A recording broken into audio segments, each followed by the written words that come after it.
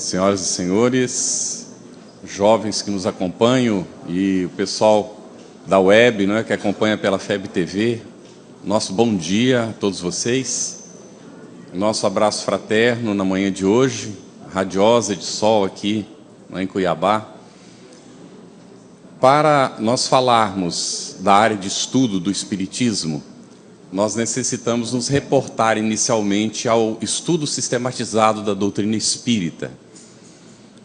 Nós nos lembramos que em 1982, quando a Federação Espírita do Rio Grande do Sul apresentou ao Conselho Federativo Nacional a proposta de um programa de estudo que fosse dedicado aos adultos, por inspiração de Ángela Guardo, em mensagens que havia transmitido em reuniões do grupo mediúnico da Federação Espírita do Rio Grande do Sul,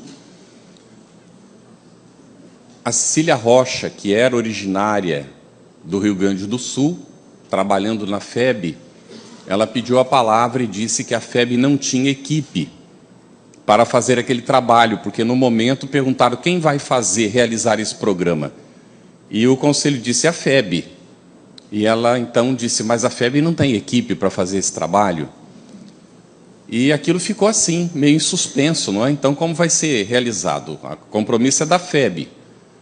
Mas, ao terminar aquele momento em que houve um intervalo, várias federativas procuraram a Cecília para oferecer ajuda. Então, o que eu queria compartilhar com vocês no início é que o ESD nasceu como um trabalho coletivo, desde o seu começo. Ali mesmo já se formou uma pequena equipe, que depois foi ampliada, e antes de que o programa tivesse terminado, já tinha equipe de tradução para o espanhol. E o programa foi quase que concomitantemente sendo traduzido para o espanhol. Na reunião de 1983, quando o Conselho estava reunido, então houve o lançamento da campanha do ESD, e nós já tínhamos os 2 primeiros programas prontos. Então, os programas eram preparados e mandados quase que roteiro a roteiro para alguns lugares. E foi sendo aperfeiçoado ao longo do tempo, passou por várias versões. E teve, então, um papel muito importante dentro do movimento espírita, essa ideia do estudo sistematizado, que não existia até então, dentro da linha daquilo que foi citado ontem, que Allan Kardec colocou em obras póstumas, um estudo regular do Espiritismo para formar um grande número de médiuns conscientes, de espíritas conscientes. Então, a partir daquele início de atividade, em que Bezerra de Menezes, na psicografia de Divaldo Franco, na mensagem de Divaldo Franco foi psicofônica, ele informa que aquele era o programa de Jesus para a atualidade. Então, nós vamos encontrar a multiplicidade, a partir daí, de programas surgindo. Não é que não existiam programas de estudo antes, existiam programas, não é, de iniciativa de várias instituições, mas de forma sistematizada, aquele foi o primeiro que apareceu. E o programa, então, marcou o seu momento. E graças à existência do ESD, durante 30 anos, mais de 30 anos, é que foi possível a criação de uma área de estudo do Espiritismo. Antigamente chamado Departamento Doutrinário, algumas casas espíritas ainda chamam, não tem nenhum problema o nome. O nome não é fundamental aqui. O importante é a filosofia de trabalho, sobre a qual nós vamos conversar agora, com vocês. E nós nos lembramos, então, em 2005, quando no CFN se discutia a ideia da criação da área, em que se tentava redigir, inclusive, o propósito da área, ali mesmo, naquele momento, e nós interferimos naquele processo, ajudando a propor uma redação para que a área ficasse o mais abrangente possível, não é, para atender a todos os estudos que pudessem surgir na casa espírita, sem preferência de nenhum deles. Quando terminou a reunião, nós ouvimos de um companheiro dizendo no corredor, até que enfim a gente vai matar o ESD. Aí eu disse assim para o companheiro, eu ia passando, me desculpe, mas eu ouvi você falando, Muito pelo contrário, eu acho que aqui nós estamos tendo visões diferentes, porque foi graças ao trabalho do ESD que está surgindo a área de estudo do Espiritismo. E nós não estamos vendo que o ESD vai ser morto, ao contrário. Não é? O ESD está dentro do contexto. É um dos programas, não é, a ser estudado. E outros surgirão, muito ao contrário. Nós vamos ter diversos estudos sistematizados. Aí o companheiro não acreditou, quis discutir, falou, não tem discussão, essa é opinião pessoal sua, não é? Mas se você perguntar para o conjunto, e eu tenho convicção de que o Conselho Federativo Nacional agora não aprovou mote de ESD, não. Ele aprovou a criação da área de estudo do Espiritismo. Foi o que ele aprovou. Passado um tempo, um outro companheiro, numa outra reunião, quando se falou, então, não é, da divulgação do ESD, ele disse, uai, mas que divulgação do ESD? O ESD está morto. Aí era outro companheiro, na mesma linha de pensamento. Aí nós dissemos para ele, não, meu irmão, muito ao contrário, não é? De forma nenhuma. Nós estamos vendo o crescimento do trabalho, não é a redução. Nós estamos vendo o crescimento do trabalho. Então, há normalmente equívocos, não é? Eu não sei o que é que as pessoas veem em relação aos trabalhos existentes. Já houve até quem escrevesse um novo livro dos Espíritos, não é? O livrão dos Espíritos, uma atualização do livro dos Espíritos, porque as pessoas ficam com necessidade, não é, de enterrar o que existe para poder criar algo novo onde o nome delas apareça. É uma coisa complicadíssima. E não a multiplicação do trabalho, o crescimento do trabalho, como a gente está vendo acontecer dentro do movimento. O movimento espírita vai crescendo na medida em que se apoia nas experiências já existentes. Então, vai se multiplicando, e agora é natural que aconteça isso mesmo. Nós vamos ver a multiplicidade de oferecimentos de cursos. Nós fizemos o primeiro encontro da área de estudo do Espiritismo em Belo Horizonte, e não foi possível apresentar todos os trabalhos que apareceram. Nós pedimos para as federativas, mandem as suas experiências que vocês já realizaram na área de estudo. Foram tantos os trabalhos que nós tivemos que fazer duas formas de apresentar. Alguns trabalhos foram apresentados, dali foi comentado durante alguns minutos, e outros trabalhos foram colocados numa sala onde as pessoas iam no intervalo, tinha uma pessoa para apresentar, para conversar, porque não dava tempo de apresentar tantos trabalhos. Isso nos deu uma alegria imensa. Nenhum dos trabalhos foi enviado, foi recusado, não precisou, porque são as federativas que estão fazendo o trabalho, já apoiado na codificação. Então não houve necessidade de ficar censurando um ou outro. Os trabalhos estavam todos adequados a serem apresentados lá. Isso nos dá uma alegria, uma felicidade muito grande, porque isso é uma obra coletiva. Isso não é obra de uma pessoa, não é de um grupo, é um trabalho do nosso conjunto. Por isso ontem nós destacamos a importância de compartilhar o conhecimento, de que nós possamos compartilhar nossas experiências para multiplicar. Porque pode ser que aquela experiência que nós estamos realizando numa federativa, ela não sirva para todas, mas poderá servir para A, para B, para C, para a casa espírita que está num outro local, lá, até fora do Brasil. Não é? Porque não tem, o espiritismo não tem fronteiras. Porque é a lei de Deus, nosso Pai, é universal, vai além da terra. E as formas de estudar, elas são variadas, adequadas ao momento, adequadas ao grupo. E a gente costuma dizer, não tem um único grupo de estudo que seja igual ao outro, mesmo usando o mesmo método. Porque aquele grupo que se forma é um conjunto diferente de pessoas, ainda que tenha alguns participantes que já fizeram, é um outro grupo. E vai ter outra visão, vai ter outro nível de aprofundamento, outro nível de entendimento. E é normal que seja dessa maneira. Então nós só temos que tomar muito cuidado com alguns parâmetros, para não nos desviarmos da proposta do Espiritismo. Porque nós somos espíritas. Não vamos trazer coisas alheias para estudar dentro do Espiritismo. Não é que elas não sejam boas, não estamos entrando no mérito. Porque aqui, no Centro Espírita, na Casa Espírita, na Federação Espírita, nós estudamos e aprendemos e lutamos para viver o Espiritismo. Poderia ser o budismo, mas então seria um centro espírita budista. Oh, isso existe? Não existe. Então seria um local de estudo do budismo, um templo budista. Seria uma instituição budista. Pronto, tem alguma coisa errada com isso? Não. Mas aquilo é budismo, tem toda uma outra filosofia que a gente respeita muito, temos muito que aprender com esses companheiros que estudam o budismo, e eles também têm que aprender com o espiritismo. Daí essa visão que o Kardec nos trouxe muito ampla. E relendo a Revista Espírita, nós estamos relendo no ano 1866 agora de novo, Kardec já começa na revista deixando claro aquilo que ele repete N vezes nos escritos dele. O Espiritismo veio com uma função, que é a união das crenças. Não é a unificação, prestem atenção. Não é que vai virar uma só, é a união das crenças. Por isso eu gostaria de fazer uma reflexão com os companheiros nesse momento, quando a gente vai falar da área de estudo do Espiritismo, porque nós somos formadores de opinião.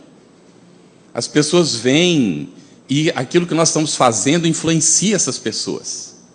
Elas levam os conceitos que nós discutimos, que a gente examina, os conceitos que a gente incorpora, essas pessoas também incorporam e vão viver conforme esses conceitos.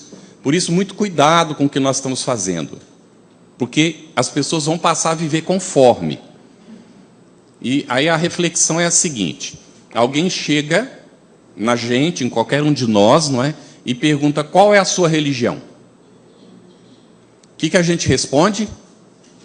Eu sou espírita. Então vamos fazer uma reflexão. Nós já sabemos, e antes nós colocamos isso, nem sempre as pessoas entendem aquilo que a gente acha que a gente falou. O que é que eu disse quando eu respondi para a pessoa que eu sou espírita? Depende do entendimento dela, porque se ela é católica, ela entendeu uma coisa, se ela é budista, ela entendeu outra, se ela é protestante, ela entendeu outra.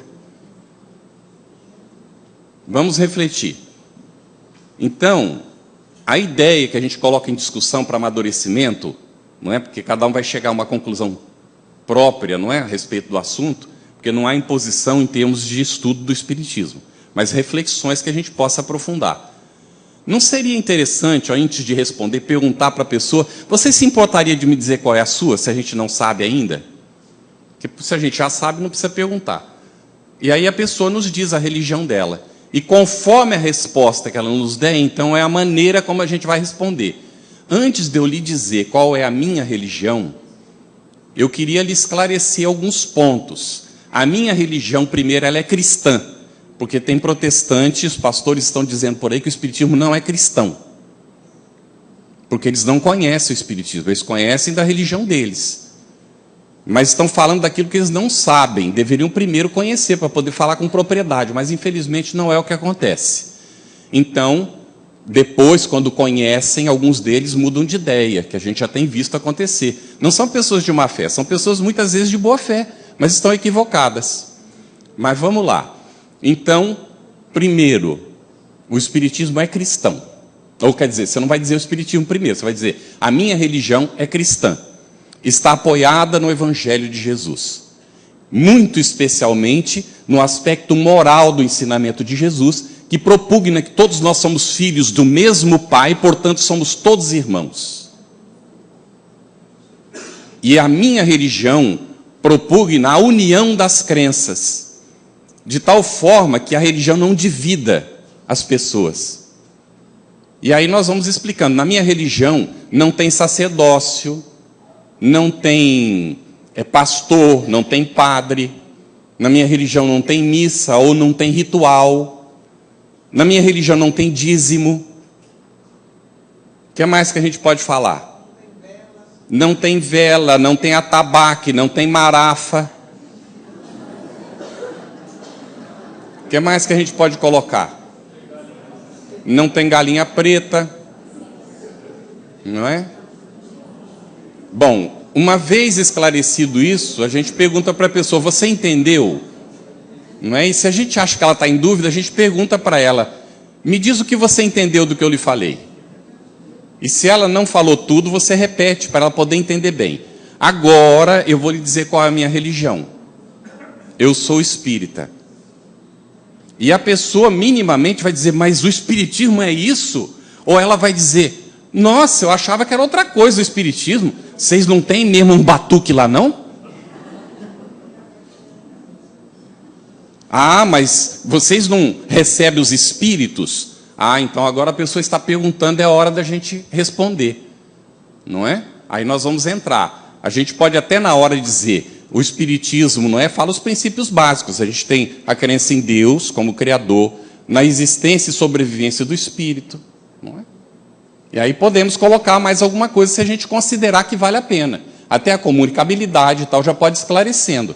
Mas é bom você dizer, esperar a pessoa perguntar se ela tem dúvida. Porque se ela ficou satisfeita, ficou. Pronto, não é?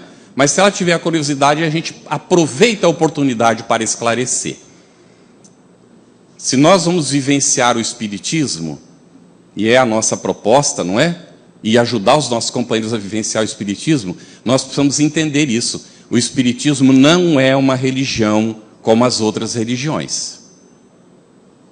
Portanto, o espiritismo não está em disputa nem com as religiões fundamentais, que são radicais, como os maometanos, por exemplo. Não é isso? O espiritismo não está em disputa com essas religiões, com nenhuma delas. O espiritismo propugna a união de todos nós. E isso precisa ficar claro para os nossos companheiros, para as pessoas. Porque senão o espiritismo não cumpre a função. E nós temos que sentir dentro de nós que nós não discriminamos as pessoas, porque elas pensam diferente da gente.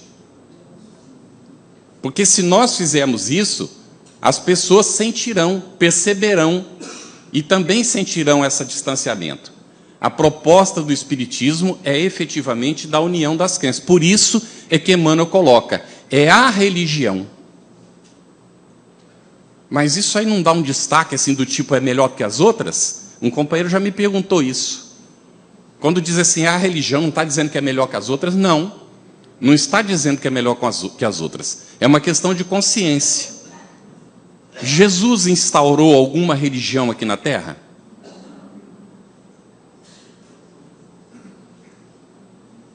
Olha só, gente, uma reflexão bem rápida sobre o assunto. Naquele tempo, as mulheres não contavam, vocês sabem disso?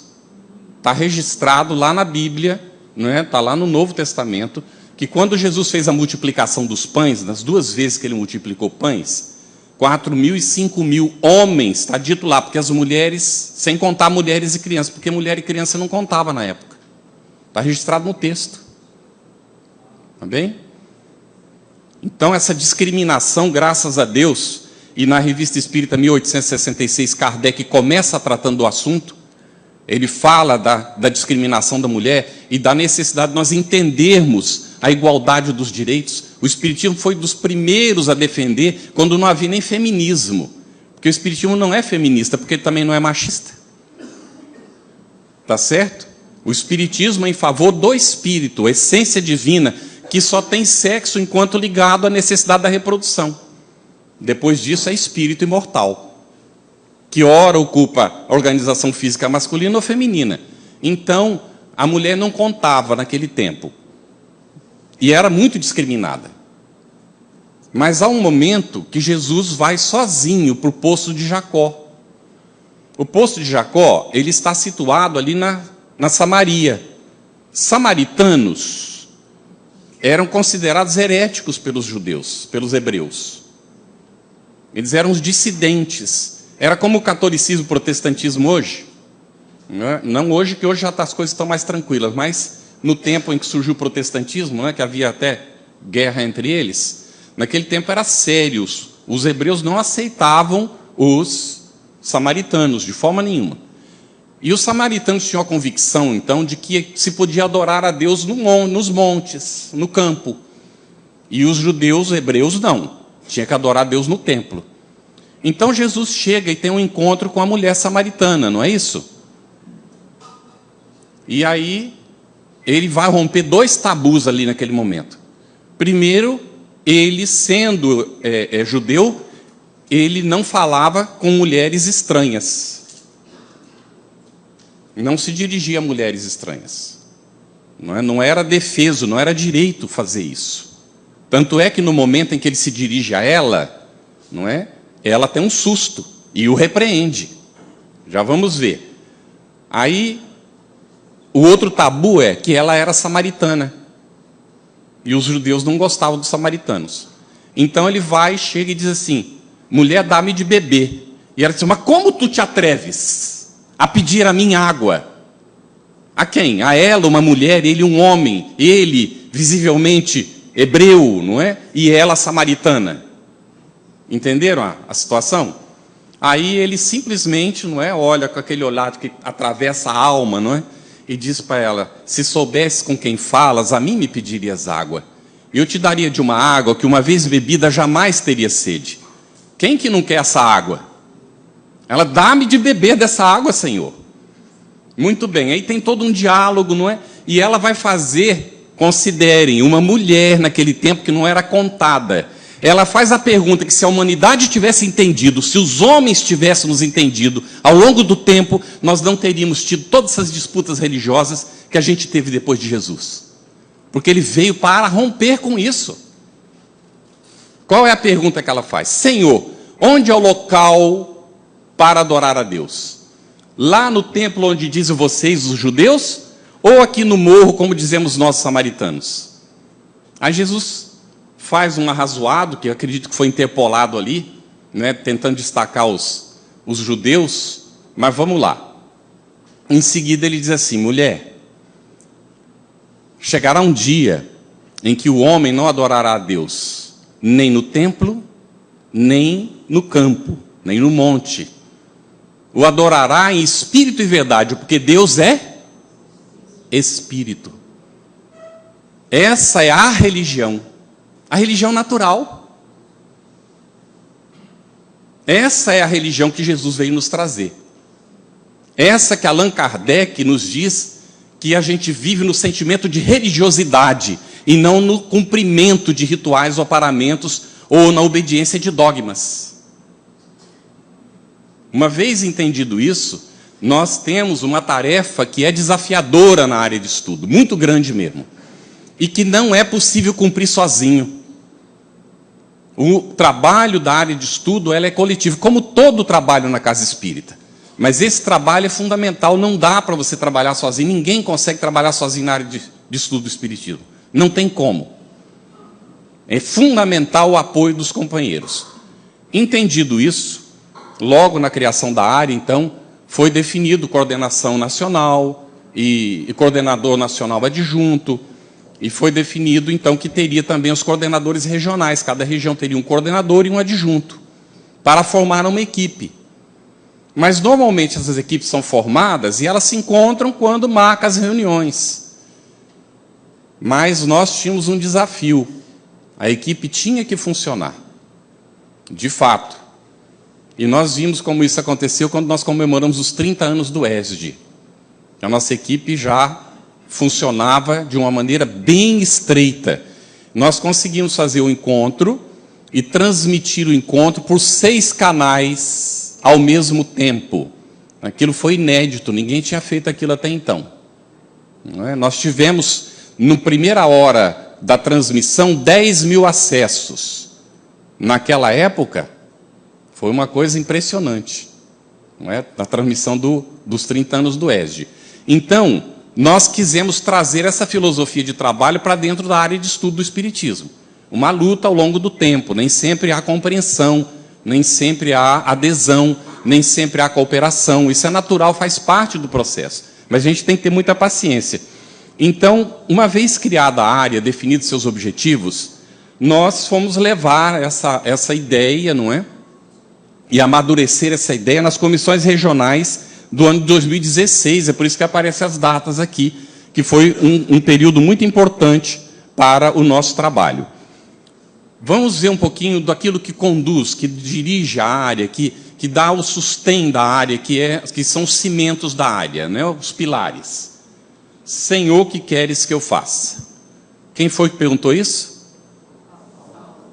Era Saulo ainda, Jesus, não é? Depois, mais tarde, Paulo. Mas naquele momento era Saulo, ainda no despertar. Aquele momento em que ele vislumbra, não é? A luz que representa o Cristo, e ele então se rende, não é? A evidência de que... Mas ele saiu dali achando que ele ainda sabia alguma coisa. Tanto é que ele vai tentar convencer os companheiros do Sinédrio, né? E aí se decepciona, porque um orador tão eminente, que quando falava, né, de Moisés e da lei mosaica, ele tinha uma verve que era uma coisa impressionante, ele convencia todo mundo. Na hora que ele foi tentar convencer, não é, o companheiro que era amigo dele, ele considerava pelo menos, ele não sabia o que dizer para ele. E se deu conta que, da nova proposta, ele não sabia nada. Então se internou no deserto durante 3 anos e foi estudar e interiorizar a nova proposta. Não é? Então, Senhor, o que queres que eu faça?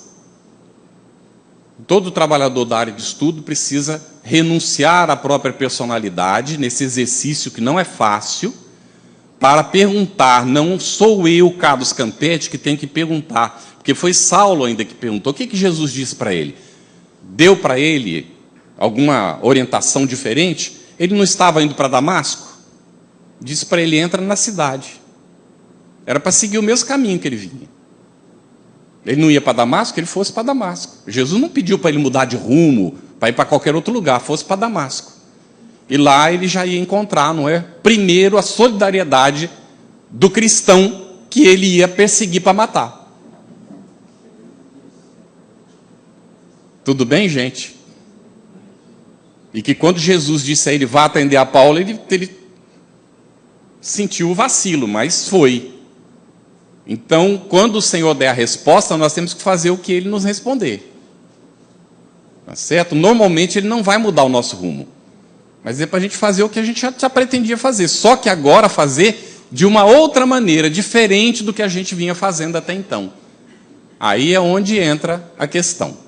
Né? Para saber, preciso estudar. Vamos lá. A luz do Espírito não se transmite nem por imposição, nem por osmose. Quem aspira a entesourar os valores da própria emancipação íntima à frente do universo e da vida, deve e precisa estudar.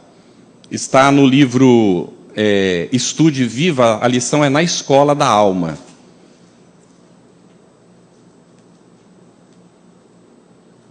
Vale a pena refletir sobre essa frase? Ok. Essa apresentação ela pode ser passada depois, vou deixar com a Lorena, pode ser passada para todo mundo, tá bem? E pode espalhar para onde vocês quiserem. Espíritas, amai-vos, este o primeiro ensinamento, instruí-vos este o segundo. Esse é outro pilar, não é, do nosso trabalho. Essa orientação do Espírito de verdade para nós, os espíritas. Entendamos que o instruí-vos aqui nesse sentido significa educai-vos, está bem? Porque não basta a ilustração intelectual da instrução, é preciso a interiorização e a vivência, não é isso? Sua fé na obra da redenção humana mediante o poder incoercível da educação, acordando as energias espirituais, é inabalável, é absoluta. Quem está dizendo isso? Pedro Camargo, Vinícius, está falando de Jesus. Está dizendo que a fé de Jesus na obra da redenção humana, mediante o poder incoercível da educação, nós somos os agentes desse processo. Primeiro da nossa própria educação, e depois como incentivadores para o despertar dos companheiros, para que eles também façam a sua própria educação. Porque, na verdade, como ninguém muda ninguém, e a educação acontece quando há uma mudança de comportamento, então, só existe, de fato, na essência da palavra ou da expressão, a autoeducação. Nós somos agentes do despertar do indivíduo para a sua autoeducação. Porque ele só muda de comportamento se ele quiser. Não é porque a gente quis que ele vai mudar. Importantíssima reflexão, não é, gente? Justo assim que as instituições espíritas, revivendo agora o cristianismo puro, sustentem estudos sistemáticos destinados a clarear o pensamento religioso e traçar diretrizes à vida espiritual. Por que nós chegamos aqui falando com vocês sobre o que o Espiritismo entende por religião? Não é opinião nossa. O que o Espiritismo entende por religião? Porque olha a orientação que a gente vai encontrar na escola da alma, no Estude Viva, na mesma mensagem. Justo assim que as instituições espíritas, revivendo agora o cristianismo, sustentem estudos sistemáticos destinados a clarear o pensamento religioso. Porque esse pensamento religioso ele está nebuloso, ele confunde a cabeça das pessoas. Você precisa clarear isso. É como tirar um véu, é limpar mesmo a mente desses atavismos, desses preconceitos, dessas travas que impedem o livre pensar e o livre viver. Porque nós vivemos de preconceitos. Até há pouco tempo. A proposta do Espiritismo é viver sem os preconceitos, absolutamente livre deles. Bem? E aí traçar diretrizes para a vida espiritual. Bom, aqui é uma ideia, não é que a gente quer colocar, não vamos nem falar do que está aqui no bolo, mas a área de estudo ela pode ser comparada com várias coisas. Pode ser comparada com guarda-chuva aberto, não é? E que aí tem as diversas, cada gominho do guarda-chuva indica uma área, um setor de trabalho, um estudo que está dentro da área. A gente pode comparar com um leque, não é? Que você abre o leque, aqui a gente vai colocar a mão como se fosse um leque aqui, a pessoa chega aqui na casa espírita, e aí você tem as várias opções de estudo para o indivíduo. Não é? Você tem um estudo, vários, a gente vai aqui falar sobre alguns deles e outros, não é? E para qual deles que o indivíduo vai? Como é que a gente vai saber se não tiver uma conversa com essa pessoa? Nós temos que tirar essa ideia de que nós temos as formas prontas onde as pessoas têm que entrar. Muito cuidado com isso, porque isso cria de novo o dogmatismo. Se o meu método é o único que vale, então isso já é dogmático. A Federação Espírita Brasileira tem que tomar um cuidado tremendo com isso. Porque as pessoas veem isso como se o ESD fosse o programa da FEB, então é o único. E a FEB vive repetindo, escreve, fala em cada reunião, não é isso, não é isso. Isso é uma proposta de trabalho, porque precisa de uma proposta que possa, de alguma maneira, dar uma diretriz de como a gente faz. Então, o próprio movimento cria, não é essa diretriz, e depois, conforme a gente vai aprendendo, vamos multiplicando. É o papel de cada federação nos estados, não é? Para que os centros possam ir se libertando de tutelas. A gente já teve sob a tutela do papado muito tempo. Aí os protestantes fizeram, não é, a reforma e não conseguiram se libertar dessa tutela. Criaram outro tipo, não é, de sacerdócio. Então vem o Espiritismo agora para realmente fazer essa liberação. Não temos sacerdócio, não vamos querer ser os sacerdotes do Espiritismo, porque nós seremos abafados pelo progresso. Nós estamos convidados para uma outra coisa hoje, bem diferente. Assim que as propostas que nós fazemos são propostas dentro de uma ideia maior, porque o que se destaca de fato é o que foi codificado e que foi trazido pelos espíritos, não foi nem criação dos homens, que é o Espiritismo. Que, na verdade, é o cristianismo redivivo. E que Kardec nos coloca bem claro, o verdadeiro espírito e o verdadeiro cristão são a mesma pessoa, o mesmo indivíduo. Tranquilo para todo mundo?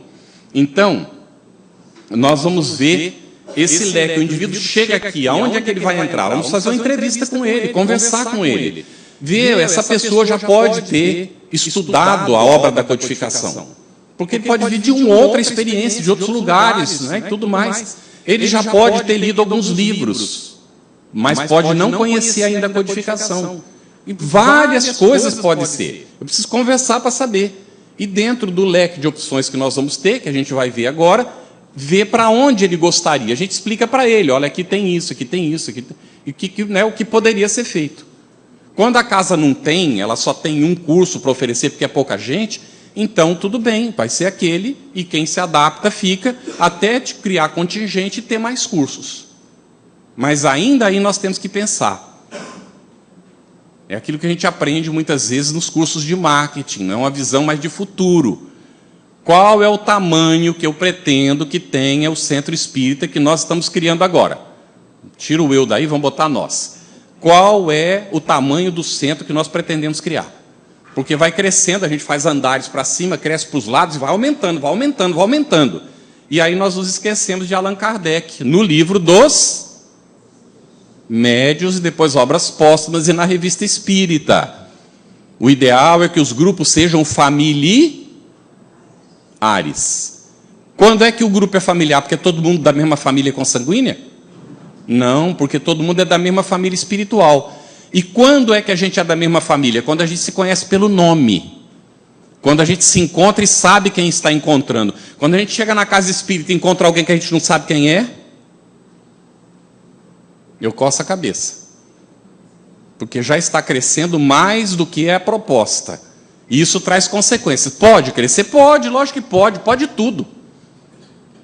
Mas conforme fica muito grande, fica mais difícil de administrar. E Allan Kardec diz isso. Começa a haver as dissensões, as divisões. E quando um grande grupo rui, há um problema para o movimento. Agora, se um grupo é pequeno, ele desiste, as pessoas não continuam, nem aparece dentro do conjunto das multiplicidades de pequenos grupos. Mas não é só para isso. É para viver efetivamente a doutrina espírita. Então a gente vive quando a gente convive com as pessoas, a gente conhece as pessoas. Por isso, a ideia de multiplicar em cada bairro um centro espírita. Ou 2, ou 3. Depende do tamanho do bairro, 4. Nenhum inimigo do outro. Vem um orador convidado e tal, reúne todo mundo e ajuda a pagar a passagem dele. E todo mundo vai lá para assistir. Alguém vai dar um curso em algum lugar, nós vamos para lá, todo mundo, para fazer o curso. Por isso está a federação, para fazer essa administração do movimento, para todo mundo participar. Tudo bem, gente? Sem ânimo de crítica para os grandes grupos, mas pensem no assunto. Vale a pena refletir, não vale? A área de estudo do Espiritismo, nós vamos ter, então, o ESD e outros estudos está dentro, uma visão panorâmica, metodológica e dinâmica, uma construção coletiva do conhecimento. Essa é a proposta, construção coletiva do conhecimento. Nós teríamos vários grupos de estudo na Casa Espírita, portanto, a depender do tamanho dela. Grupos que vão variar de 5 a 25 pessoas. Tá certo? E aí poderíamos ter uma espécie de introdução ao conhecimento espírita, não importa se o nome é esse ou é outro. O nome não é fundamental. Poderíamos ter um ESD, poderíamos ter um estudo de obras básicas, poderíamos ter um EAD, estudo aprofundado da doutrina espírita, nós poderíamos ter o estudo reflexivo, nós poderíamos ter outros cursos, não é? E isso tudo entraria dentro. Estudo da obra de André Luiz, estudo de Joana de Ângeles, estudo de Manuel Filomeno de Miranda, estudo de Leon Denis. Ai, que sonho, meu Deus! Que maravilha a casa! E eu já tive lugar que as pessoas disseram, nós temos lá. Não é? Nós temos, meu Deus, que maravilha, tem um estudo de Leon Denis. Aí fui a conversar para saber mais como é que eles faziam e tal, não é? Sentam juntos e leem a obra de André Luiz, de Leon Denis, vão discutindo juntos. É uma forma de estudar, muito bem. Não é o estudo sequenciado da obra. Já está muito bom. Porque se apoiam, porque encontram alguma dificuldade para entender, então uns apoiam os outros. Tudo bem, gente? Então aqui incluiria todos os estudos. Aí alguém poderá perguntar, e o estudo da mediunidade está aqui? Bom, criar uma área da mediunidade. Isso é uma discussão no movimento até agora, não é? Então tem uma área da mediunidade. Então a área da mediunidade cuida do estudo e prática da mediunidade. Então por isso não está aqui. A infância estuda também. Então a infância não está na área de estudo do Espiritismo aqui, porque tem uma área de infância e juventude. Tudo bem? Mas na realidade tudo isso é estudo. Então vocês perceberam que sem querer ou de alguma maneira, porque é inevitável, a nossa área transcende ela mesma? Deu para perceber? É por isso que nós nos sentimos confortáveis de ter pessoas trabalhando na área de estudo e ser evangelizador. Ou estar lá como também facilitador na área de mediunidade. Tá bem? Ideal é que a gente faça, inclusive, as capacitações juntos. A preparação de pessoal junto. Porque, afinal de contas, é estudo. Não tão especificamente de infância e juventude, mas o estudo da mediunidade, com a sua especificidade, pode ser preparado o pessoal junto, porque vai usar a metodologia a mesma. Pode usar uma metodologia como a do ESD, do EAD, do estudo reflexivo, para estudar a mediunidade. Pode ou não pode? sem problema nenhum. Então, para a gente ter essa visão do conjunto. Eu falei alguma coisa do histórico rapidamente, mas aqui vai entrar em alguns detalhes. A projeção de criação da área de estudo do Espiritismo nas comissões regionais do CFN. Então, houve um projeto para a criação. Esse assunto foi discutido, foi examinado. Para algumas pessoas não foi tanto quanto deveria, isso é muito normal, não é? Porque existe um tempo para você investigar as coisas, para você pesquisar, para você discutir, existe um tempo para decidir. Se ficar protelando, nunca vai acontecer. Então, chegou um momento que precisa ser feito. Então, a gente faz e vai aperfeiçoando depois. Ninguém cria nada perfeito. Nós somos seres humanos, vamos aperfeiçoando com o tempo. Então, houve a aprovação, não é, depois desse projeto de criação conversado, discutido nas comissões regionais, mais ou menos profundamente. Houve a aprovação na reunião ordinária do Conselho Federativo Nacional da FEB, no período de 10 a 11 de 2013, da proposta da adequação das áreas de comissões regionais do CFN e FEB, definindo-se a criação da área de estudo do Espiritismo, onde será incluído, então, o ESD e outros estudos, outros cursos. A gente prefere hoje falar estudos. Até a palavra curso saiu, porque se a gente fala curso, tem uma implicação com o MEC. Curso precisa de aprovação do governo. Tá certo? Então, a gente prefere chamar de estudos, para não ter problema. Então, após a aprovação no CFN 2014, eu falei 2015 inicialmente, me perdoe, corrijam aí, por favor, o pessoal que está em casa também. 2014 houve essa aprovação, e aí, então, a área ficou criada. CFN de 2014. Abrangência. Definir em conjunto com as federativas que compõem o CFN as orientações necessárias para, no trabalho com as instituições espíritas, estimular, orientar e promover o estudo continuado da doutrina espírita, fundamentado nas obras da codificação do Espiritismo. Por que aqui não entrou, ao invés de continuado, sistematizado? Porque a área não vai fazer só estudo sistematizado. Vai também fazer estudos continuados. É todo tipo de estudo, está dentro da área. Tudo bem para todo mundo? Uma casa espírita que prefira ter um grupo de ESD e um grupo também de estudo da obra básica, que só vai sentar em círculo e lendo um livro e discutindo, pode, uai. Agora, nós vamos oferecer outras metodologias para a casa que quiser utilizar outro tipo de metodologia, que isso é uma função da área. Tá bem? Alguns objetivos, aqui só estão alguns, tá bem? Viabilizar meios institucionais, materiais e humanos para a implantação, a organização e o funcionamento da área de estudo do Espiritismo nas federativas estaduais. Então, se as federativas não implantam, então não tem nas casas espíritas, não é assim? Incentivar e orientar o processo de implantação, organização e consolidação do estudo regular do Espiritismo através do conhecimento e aplicação das obras básicas da doutrina e complementares. E promover eventos, debates e socialização de experiências e encontros de caráter nacional, regional e estadual voltados para a divulgação do estudo regular do Espiritismo. Aí alguém poderá dizer, mas não está aqui a implantação da área de estudo no centro espírita, porque não é função da área nacional, é função da federativa. Tudo bem, gente? Implantar na casa pode pedir até ajuda para a área nacional, como tem acontecido.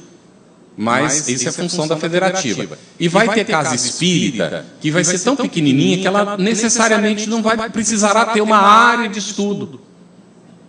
Porque ela poderá, né, com aqueles frequentadores, durante um período, ter o estudo da obra básica. A gente fez uma enquete, um levantamento, e a maior parte das casas espíritas tem estudo da obra básica. A sua maneira, mas tem. E depois, o maior número é de estudo do ESD. Então, o que acontece? Vai ter casa espírita que vai ter o estudo da obra básica só, e aí eles acabam se convencendo com o tempo que vale a pena criar um outro tipo, usar uma outra metodologia. Aí pede ajuda federativa, ou algum centro, outro que já está aplicando, e vai e começa a fazer isso. Os seus frequentadores aumentarão com o tempo. E aí ela poderá ter 2 ou 3 grupos de estudos ao mesmo tempo. E quando ela puder ter isso, ela já pode criar uma área. Enquanto ela não tiver um só, não precisa ter uma área para isso. Não é questão de deixar crescer conforme é possível. Mas cabe à federativa dar todo o apoio ao centro, não importa se ela tem área ou não tem área. Se vai chamar de departamento doutrinário, vai chamar do que quiser. Isso não tem problema nenhum, não é? A importante é nós estarmos juntos realizando a tarefa. Bom, e depois tem um detalhe. Não termina. A visão, né, antes de entrar aqui nisso aqui, vamos explicar isso aqui, a gente já faz a explicação para vocês do que a gente vai falar agora. A área de estudo do espiritismo, estão os nomes aqui só para vocês tomarem conhecimento, tá bem, gente? Os nomes não são importantes, nós somos transitórios dos cargos, por isso nós não somos, nós estamos. Estamos na coordenação. Então, da área do Espiritismo Nacional, a gente está fazendo o trabalho, do ESG, a coordenadora para o ESG adjunta nacional é a Maria Túlia Bertoni, muita gente conhece, que ela trabalhava no ESG desde o início, e nas obras básicas e outros estudos, a coordenadora adjunta é o Zita Melo Quinter, que é da FEGO, de Goiás. Tá bem? E, então, nós temos, dentro do ESG, o ESG e o EAD, não é? Algum dia nós vamos ter que fazer um rearranjo disso aqui, modificar e pedir aprovação do CFN, porque já não está muito mais adequado, e obras básicas e outros estudos. Não é? A ideia, na verdade, é ter uma área só com todos os estudos. Tá certo? E não dividir o ESG por um lado e obras básicas por outro. Isso ainda está em discussão, vamos ver se, né, as pessoas vão concordar, porque isso não é decisão pessoal de ninguém, isso tem que ser pelo conjunto. Então, nós vemos aqui, na área da obra básicas e outros estudos, o Livro dos Espíritos, o Evangelho segundo o Espiritismo, o Livro dos Médios, a Gênesis, o Céu e o Inferno e outros. Bom, aqui é onde a gente diz que poderá entrar André Luiz, estudo de Joana de Anjos e assim sucessivamente, não é? Para não repetir. Nós temos, como assessores regionais, para vocês, né, conhecerem, atualmente, nós tivemos uma modificação agora, nas últimas comissões regionais, 2 pessoas foram mudadas. Então, na região Nordeste, nós temos a Maria Guia Canuto e a Gidelma Betânia, que são a coordenadora e coordenadora adjunta. Na região Sul, nós temos a Inês de Carvalho Inácio e Edmário e a Cleusa Conceição Terres Chut. Eu sempre pergunto para ela como é que pronuncia o seu sobrenome. Região Centro, vocês não conhecem esse, eu vou apresentar para vocês agora. É o Matheus Amorim. Né, vocês não sabem quem é, e a Virgínia Maria de Lima Freitas. E na região norte, a Iracema Fernandes e Augusto César Brito. Então, essa é a equipe de trabalho. Mas nós contamos com assessores. Além, não é, desses trabalhadores, nós temos assessores. Os assessores da Coordenação Nacional são 3 e participam das reuniões. Nós nos reunimos praticamente todas as semanas. Há algumas exceções, em função dos compromissos nossos, mas a gente marca a reunião para, não é, ou faz quando é necessário 2 vezes na semana, ou deixa para a semana seguinte. Mas, em princípio, nós nos reunimos toda quarta-feira, às 11 da noite. Vocês vão perguntar, 11 da noite por quê? Porque todo mundo trabalha em centros espíritas, todos os dias da semana. Então, nós tínhamos que escolher um dia que era mais favorável para todo mundo, mas não dava para ser antes das 11, porque o pessoal sai do centro às 10, normalmente tem que chegar em casa para fazer a reunião. Então, às vezes, a gente está lá meio cochilando, mas a gente está fazendo a reunião. Tá bem? Por onde a gente faz? Nós somos 15 aqui, vocês fizeram as contas? Vamos confirmar se são 15. Cadê o Matheus? A gente já contou isso várias vezes, a gente sempre se engana. O Matheus está lá para trás. Nós somos 15. Então, aqui são, em cada região, né, são 2, são 8, mais 3, somos 11, e aí tem mais 3, então 14. Nós somos 14 nessa equipe. E a gente divide as tarefas entre a gente. O Matheus fez uma brincadeira aqui, não é? Disse que o Alírio é o tutor dele e eu sou o chefe. Então, na nossa equipe não tem isso, na verdade, né? O pessoal brinca com a gente, é normal brincar, mas não existe, não há hierarquia nenhuma, não há preponderância. O que há, efetivamente, é uma experiência de trabalho e que a gente conta com o apoio de todo mundo. Então, nós nos apoiamos mutuamente. Não tem ideia que, porque foi dada por fulano, é melhor do que a do Beltrano. a ideia é apresentada para o grupo. E nós usamos a seguinte filosofia. Cada um tem sua opinião pessoal. Se fizer questão dela, fique com ela, não apresente para ninguém. Porque se você apresentar a sua opinião pessoal para os outros, ela já não é mais pessoal. Ela foi compartilhada. E neste grupo, se você compartilhou a ideia pessoal, o grupo faz com ela o que quiser. Concorda, discorda, critica, acrescenta, altera, porque já não é mais uma opinião pessoal, é uma proposta para o grupo. Então, não valem opiniões pessoais dentro desse grupo. E nem achômetro. A gente podia usar um símbolo que um chefe meu no banco usava. Estava escrito bem grande na parede, assim, cruzado, assim, disse, chutômetro aqui não. Então, se a gente está achando que é, achando, é porque ainda não encontrou. A hora que encontrar, então apresenta. Porque se acha muito é porque ainda não encontrou. Opinião pessoal não tem valor nenhum. A não ser que ela esteja embasada na proposta do Espiritismo, porque nós estamos trabalhando com isso, e neste caso já não é uma opinião pessoal, é um entendimento da pessoa em relação à proposta do Espiritismo. Pode estar certa ou equivocada. Então, o grupo vai examinar. Se ela for a mais adequada, ela é utilizada. E depois que foi aprovada ou não a ideia, ninguém vai saber de quem foi, porque isso não importa. É do grupo. O grupo rejeitou ou o grupo acatou. Trabalhamos com essa filosofia de trabalho. Tem funcionado muito bem, não é? Até o momento, e se for necessário, a gente introduz alterações, porque não existe método perfeito, a gente vai aperfeiçoando com o tempo na nossa condição. Ações da área, algumas ações da área, só para a gente ter ideia. Nós temos hoje um projeto, um plano de trabalho, não é, que a gente, se for imprimir, vai ocupar várias páginas hoje, em que a gente coloca todas as nossas ações, com data, responsável, o que é para fazer, quais são os passos, quando é que se cumpre, de quem depende, quanto custa, tudo direitinho. Nós atualizamos isso periodicamente e toda reunião, desde a primeira, tem uma ata, está disponível para quem quiser ler. Toda reunião sai uma ata daquilo que foi decidido, ela é pública, porque nós estamos tratando de assunto do movimento espírita. Todo mundo pode ler a hora que quiser. Não existe segredo dentro da ata, dentro daquilo que a gente discute. São assuntos do movimento espírita. Promover a organização e funcionamento da área, contemplando ações de diagnóstico, planejamento e estruturação. Então, nós ainda estamos estruturando a área, nós estamos nessa fase, na finalização da estruturação, para dar uma condição de trabalho para ela. Divulgar e dinamizar as ações de estudo por meio da sensibilização de dirigentes e trabalhadores das entidades federativas e dos centros espíritas. Aí sim, a ação de incentivo, ela apoia a federativa, mas ela extrapola a federativa. Porque no âmbito nacional, se a federativa não cumpre o papel, a informação chegará nas casas espíritas através das vias que são normais. Porque vai estar na internet, vai estar publicado, vai estar, não é, nos meios de comunicação. Então chegará e a gente não tem como controlar isso hoje em dia. Esse fluxo de que necessariamente tem que passar pela federativa, isso sim, os documentos a serem aprovados, as coisas que vão para o conjunto, tudo bem. Mas uma vez que isso aconteceu, o produto ele vai ser espalhado. Tá certo? Porque é um produto já aprovado. Então, a gente faz materiais de incentivo e tudo que chega na casa espírita. Promover a formação continuada dos trabalhadores da área de estudo nas federativas e nos centros espíritas por meio de cursos. Aqui a gente tem que ver como é que faz com esses cursos aqui. Seminários, encontros, dentre outros.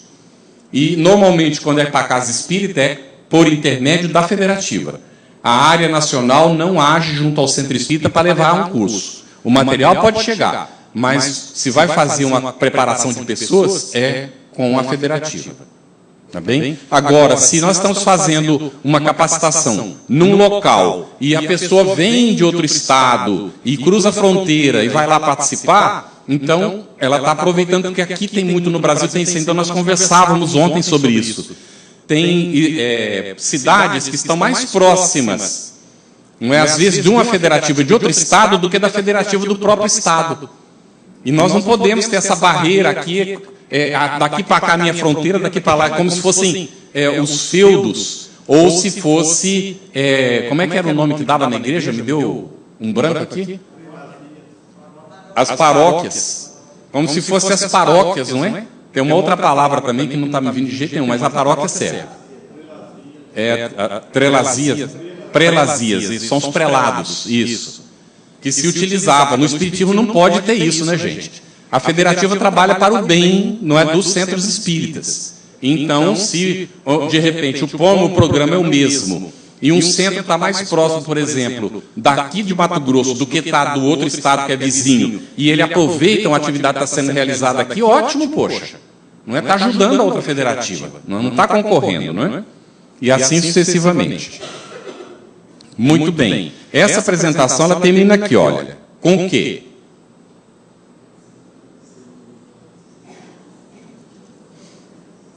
Como é que começou?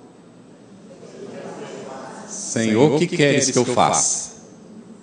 Ele dá a resposta. A resposta é essa: se tu o que serve. Essa é a resposta. Nós, na área de estudo do Espiritismo, somos servidores das outras áreas. Servidores dos frequentadores da casa. Servidores da direção da casa. Nós somos servos. Se nós não entendermos isso, nós não estamos cumprindo nosso papel. Nós não somos servos para nos humilhar, para alguém pisar na nossa cabeça, nem nada disso. Nós somos servos para servir, no estrito termo da palavra, aquilo que for necessário para a instituição, conforme a proposta do Espiritismo. Sempre tem a condicionante, muita atenção. Não é servilismo ao indivíduo, mas é o servir à causa em favor das criaturas humanas. Tudo bem, gente? Isso está em Gabriela Mistral, num poema chamado O Prazer de Servir. Já ouviram falar de Gabriela Mistral? Eu também não tinha ouvido falar, não, mas nós nos mudamos muito. Perdoem pela referência pessoal, é rapidinho. A minha mulher é diplomata, não é como acho que a gente já falou ontem, e então a gente muda. Periodicamente nós estamos num país diferente. E nós tivemos a oportunidade de viver na Espanha. Somos muito gratos a Deus pelas oportunidades de ter vivido nesses vários países. E fomos morar num bairro. A minha sogra reclamava com a gente, porque ela morava com a gente no período, e ela então olhava pela janela do prédio, que era um condomínio fechado, e ela dizia assim: como é que vocês me trazem para a Europa para eu viver no campo? Porque a nossa janela dava, né, de um lado do prédio para a casa de campo do rei da Espanha. Então tinha ovelha, tinha, né, essas coisas todas que a gente via dali, né? Não tinha casa nenhuma, nem ia construir nem nada. Então ela reclamava que ela gostaria de morar no centro, porque baixaria e já podia ir para o supermercado, para as lojas e tal, né, para poder fazer as coisas. E só podia ir se fosse de carro, porque estava longe. Mas a gente sempre morou assim meio retirado. Por que eu estou falando isso? Porque nós fomos morar numa rua que se chamava Gabriela Mistral. Aí nós fomos pesquisar, por que Gabriela Mistral? Quem é? E aí nós fomos descobrir que era uma poetisa chilena e que tem uns poemas maravilhosos e espirituais. Então foi para nós, a partir dali, uma fonte de inspiração. Aí nós estávamos fazendo esse trabalho e uma pessoa da equipe, não dessa equipe atual, era ainda da equipe anterior, ela veio e trouxe essa frase e citou o poema. Quando ela falou Gabriela Mistral, eu falei: nossa, que maravilha. E o grupo aprovou colocar esse setu que serve tirado do poema de Gabriela Mistral, que eu sugiro a vocês que coloquem na internet, Gabriela Mistral, para vocês terem uma ideia, não é, dessa figura que nós temos certeza que no mundo espiritual está trabalhando pelo bem da humanidade. Como há muitos que não conheceram o Espiritismo e são seres muito espiritualizados e que estão trabalhando para o bem da humanidade. Bem, nós estamos... Quanto nós temos? Não? Está terminado? Terminamos nosso tempo? Bom, então nós terminamos nosso tempo bem na hora. Deixa eu só fazer o fechamento, então. Eu queria agradecer muito a oportunidade, né, da gente estar fazendo esse trabalho aqui juntos e deixar para vocês a nossa manifestação de que, efetivamente, nós nos sentimos muito felizes pelo fato de nos dedicar, não é, à área de estudo do Espiritismo. Já trabalhamos em muitas áreas, inclusive ainda estamos ligados à FEB TV na FEB. A Cecília Rocha, ela tinha uma característica, quem a conheceu, não é, vai logo se lembrar. Ela mudava a gente de atividade de vez em quando. Então, primeiro ela era diretora do departamento de infância e juventude, depois assumiu a questão do ESD. Com o tempo ela se tornou vice-presidente. Então ela tirava a gente das atividades. De repente você estava na atividade, a hora que você via, era outra pessoa que ia assumir, e você tinha que assumir outro trabalho. Tinha gente que ficava magoado. Às vezes eu sentei naquele banco da FEB algumas vezes pensando, meu Deus, por que ela está me tirando do trabalho? Achei que a gente estava fazendo um bom trabalho, não é? Por que ela está botando outra pessoa? Mais tarde eu fui entender o mecanismo, não é? A gente ganha experiência quando faz várias coisas na casa espírita. Não se restringam à área de estudo do espiritismo, por favor. Tá bem, gente?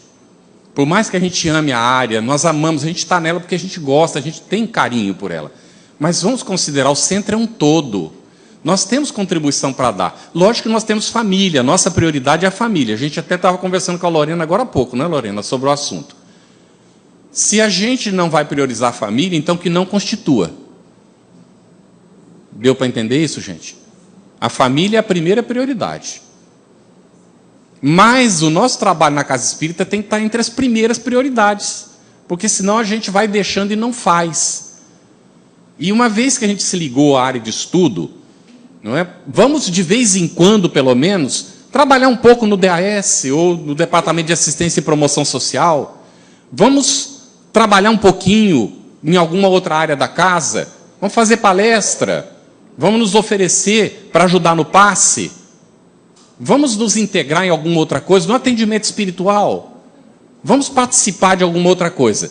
Ainda que a gente tenha que nos afastar por um tempo da área de estudo, entenda o que eu estou colocando, para fazer um estágio numa outra área. Vamos fazer isso, porque nós precisamos dessa visão do conjunto, das necessidades dos outros, para poder atendê-los. Como nós vamos servir se nós não conhecemos a necessidade das outras áreas? Então, não nos isolemos dentro da casa espírita. Essa é a minha área, o meu trabalho. Porque, às vezes, cria o feudo, sem a gente pensar nem querer, acaba criando o feudo da área lá dentro da casa espírita. Então, a área não é o centro, a área é uma das atividades do centro espírita.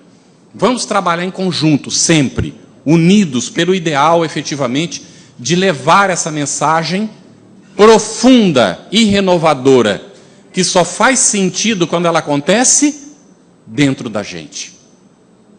Se não acontecer dentro da gente, ela não tem sentido. Por mais que a gente fale bonito, que a gente convença os outros, ela não tem sentido. Ela só tem sentido quando acontece dentro da gente. Que Jesus nos ajude nesse processo e que nós possamos, o mais cedo possível, podermos dizer, como Paulo disse, que é para nós ainda um grande desafio: já não sou eu quem vive, mas é o Cristo que vive em mim. Que Ele nos ajude a chegar lá. Muita paz e muita luz para todos vocês.